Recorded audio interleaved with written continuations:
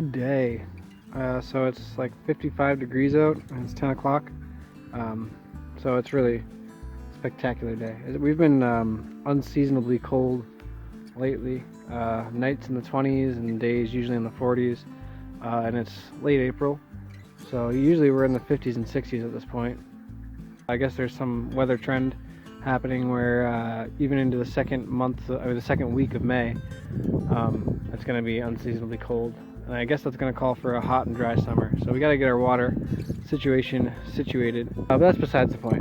Today we're working on this area over here, this relatively flat area. Kind of goes, this way over around these spruces. And I'm going to try to clear out some of this underneath all this briars and brambles and stuff. There's a lot of stuff like this, which is just slash that the loggers left. So I'm clearing some of it out. As you can see, look at all this stuff. So we're going to clear some of this out for garden space, because this gets sun, 6 to 8, maybe 6 to 12 hours of sun. I don't know. I haven't kept track, but it gets a lot of sun.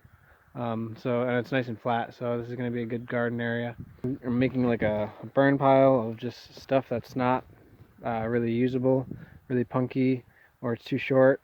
And then I'm also creating a small post pile. So these are just straight pieces of cedar that are pretty thin, but I'm going to cut them to be 6-7 feet tall and then sharpen them.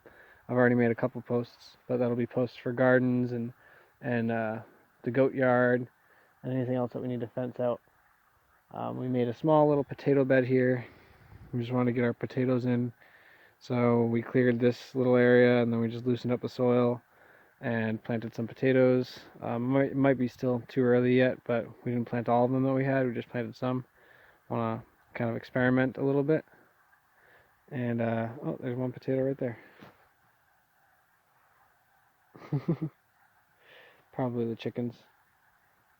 I just wanted to document it because we do a lot of clearing of areas, but we never really show them before we clear them. It's always like, oh, look what we did. So I just wanted to, for our own sake, but also so you guys can see, I wanted to just get a little before shot.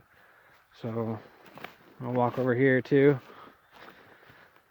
It's really, it looks like there's not much, but underneath all of the dead ferns and stuff from last year, I can see there's like a lot of brush, and not brush, but slash, small diameter.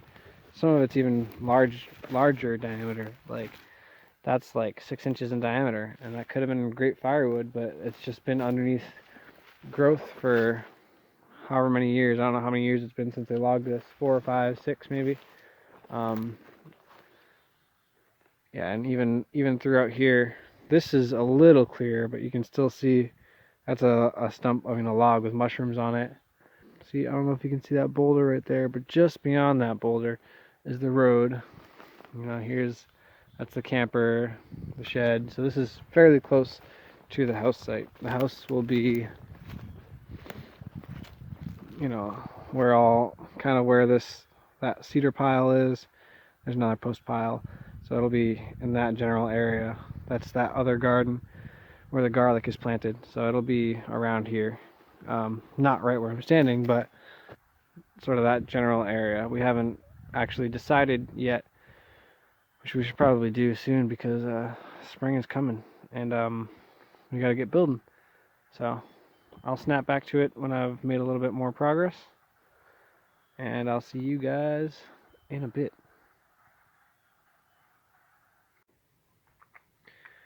Even though it's unseasonably cold, it's in the 50s right now, it's still the beginning of May, and things are still starting to wake up. So nursery work is beginning in earnest, along with all the rest of the work that goes into starting a homestead from scratch. So we got some compost, nice trailer load of pretty good compost, sourced responsibly, of course. And we are creating some production beds. So this is a little bit different than we've done in the past. We've kind of had Since we had limited space, we had our garden beds, so our annual vegetable garden beds along with perennial food, in with our nursery plants. Yeah, which we're still going to do, of course, but this will all be pretty much strictly production, so we can have a lot more space to propagate plants, to grow out plants that are meant to be sold.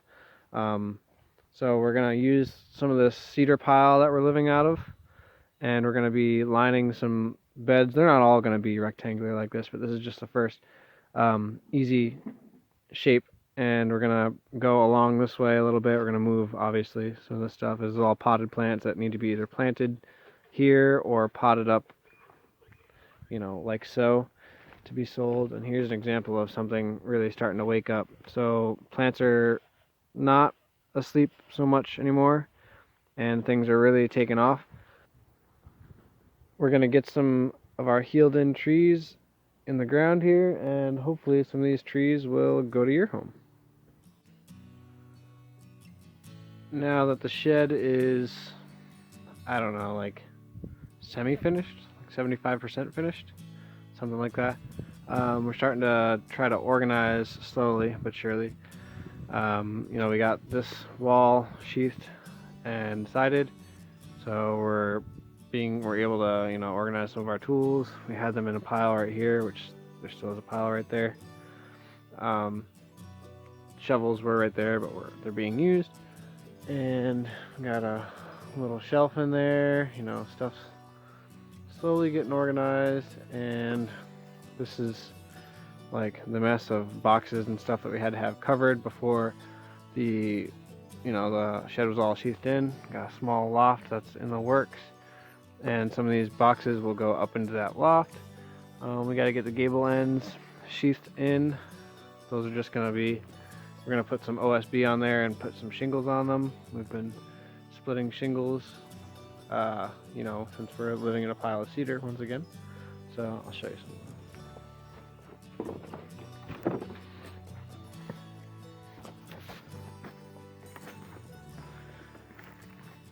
So we've got lots of shingles, and they're pretty easy to make. We've got a video that talks about how we make shingles with hand tools, and I think the shingles are going to look kind of cool up there in contrast to the boards. There's going to be a window, as you can tell right here. We've got a frame going. Should fit right between the studs, and we cleared out this small area for a clothesline. There'll be a little path going through there, and behind this wood line is that area that I talked about earlier, where the annual gardens and stuff are going to be. So we're getting a little bit of work done every day. Switching between tasks, switching between firewood, work on the shed, work in the garden, nursery work for the house site, which is being cleared over that way. There's a lot to do, but we're getting there.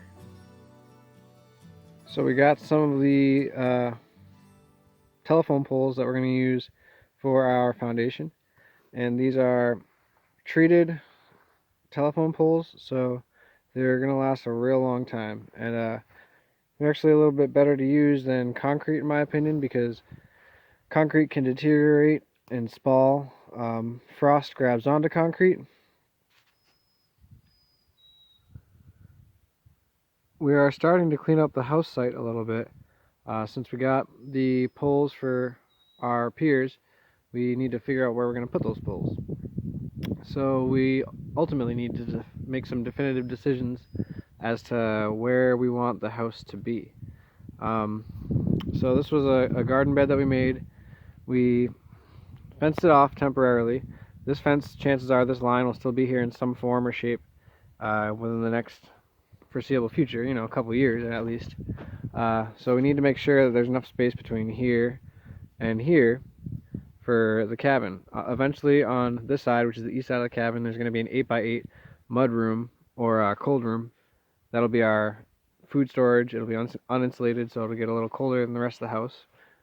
So the cabin that we're designing is going to be somewhere in this area. Right now it's covered in logging debris. There used to be mountains of brambles here, you know, like bramble jungle, briar jungle. Some of this stuff you can still see over there. Stuff right there you can see. That's what's surrounding that whole field, taking over that whole little opening there that we're going to open up and make a garden there. But anyway, the house needs to be somewhere. We decided probably somewhere before this ash sapling, running at least to somewhere over here. This direction is south. So we really like these fir trees. So I don't know if we're going to leave them or if we're going to take them down, but we decided we're going to leave them for the first winter, see if we can still get enough solar gain that the house isn't freezing cold all the time. And if it is, then we can make that decision. But we just really like the look of them, of all of these. It kind of makes us feel like we're in the woods, because we kind of are. So we're going to clean this site up a little bit. We're going to take all this logging debris and figure out what's good for firewood. Some of it, believe it or not, is still pretty solid, not very punky. And also we don't really have time to process a bunch of firewood this spring. So we're going to, do two things at once. Going to clean up the house site and take some firewood. Other stuff where we have a small fire we're going to burn right now and keep it in a pile for fires outside all summer, because we will cook on fires a lot. So we're going to do a little bit of work and we will see you in a bit.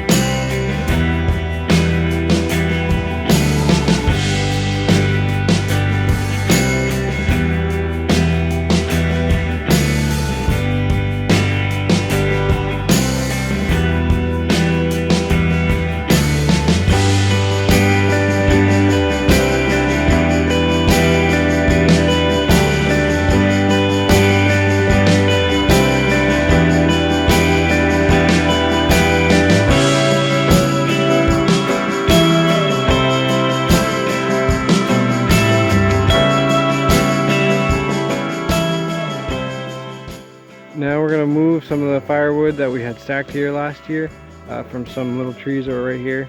We're going to move some of this in our handy dandy trusty wheel horse.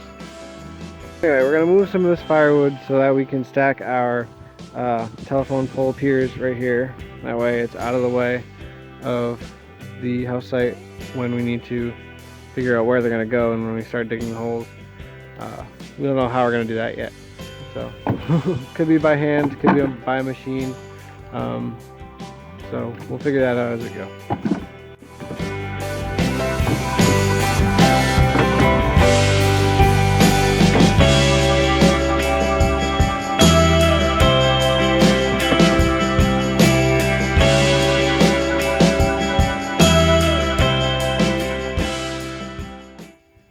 So we got our telephone poles moved to the right location for now.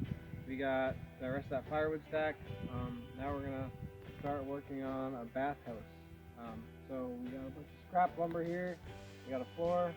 We're gonna level it first. We're just gonna take the measurements of the scrap lumber and see what we can use and design around what we have. So yeah, hopefully we'll get it done. And the plan is to use all the scrap OSB that we have to side it, and then we'll put shingles on that. So we are making a outdoor shower and outhouse, and something we wanted to point out that maybe not all of you think of, that we thought of last minute, is water drainage. We didn't want to turn it into our toilet area. So this half will be the outhouse area, that half will be the shower area. So it was pretty level, but we just wanted to make sure that no water came this way into the wall, you know? So we poured water in the middle, and at first it stayed, so we figured out which way we wanted it to run, and now it runs the way we want it to. Yeah, all we had to do is put a couple of little tiny, really thin shims under the front, and now it's slightly leveled backwards, so the water runs off that way.